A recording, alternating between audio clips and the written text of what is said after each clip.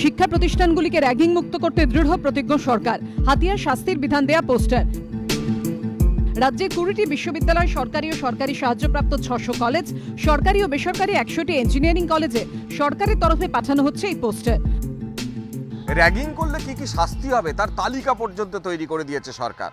তার মধ্যে উল্লেখযোগ্য হলো যে র্যাগিং যারা করছেন তাদের যথাযথভাবে যদি চিহ্নিত করা না যায় তখন প্রতিষ্ঠান সমষ্টিগতভাবে শাস্তি প্রয়োগ করবে।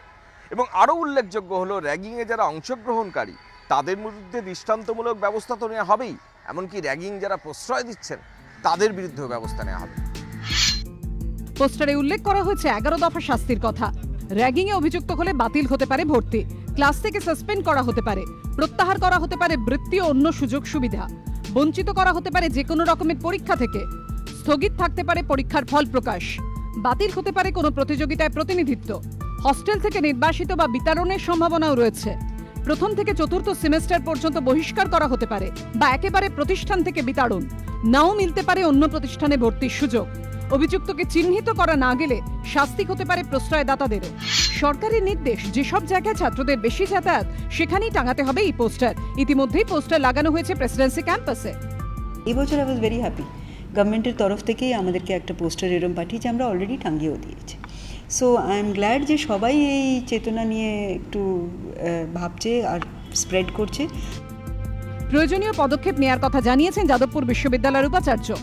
সরকারি নির্দেশিকা পেলে নিশ্চয়ই আমরা সেটা মান্যতা দিয়ে আমাদের যে অ্যান্টি র্যাগিং কমিটির যা নিয়মকানুন আছে, যদি কিছু বাড়তি কিছু যোগ করতে হয় সেটা নিশ্চয়ই ইসির মাধ্যমে করব। এই স্কুলের ছাত্রছাত্রীরা তো কলেজে আসে, তাদের একটা ওরিয়েন্টেশন কোর্স দরকার একটা, যে কোনোভাবে।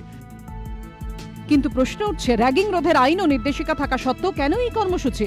শিক্ষামন্ত্রী বলছেন, পড়ুয়াদের সচেতন করাই সরকারের লক্ষ্য। আমরা ইতিমধ্যেই প্রচারপত্র বিলি করতে শুরু করেছি, পোস্টার দিয়েছি এবং সরকারি যে অনুরোধ বা নির্দেশাবলী সেটাও আমরা শিক্ষা প্রতিষ্ঠানগুলোকে পাঠাতে শুরু করেছি। আমরা মনে করি যে শুধু নির্দেশাবলী দিলে হবে না, এর জন্য একটা সচেতনতা বা অ্যাওয়ারনেসেরও দরকার আছে। ইউজিসির তথ্য অনুযায়ী নথিভুক্ত অভিযোগের ভিত্তিতে দেশের মধ্যে র্যাগিংয়ে ওপরের দিকে পশ্চিমবঙ্গ। শিক্ষা মহলের একাংশের মতে কার্যত র্যাগিংয়ের সেই কলঙ্ক মোচনের তাগিদ থেকেই সরকারের এই সচেতনতার পাঠ। কৃষ্ণেন্দু অধিকারী রিপোর্ট, এবিপি আনন্দ, কলকাতা।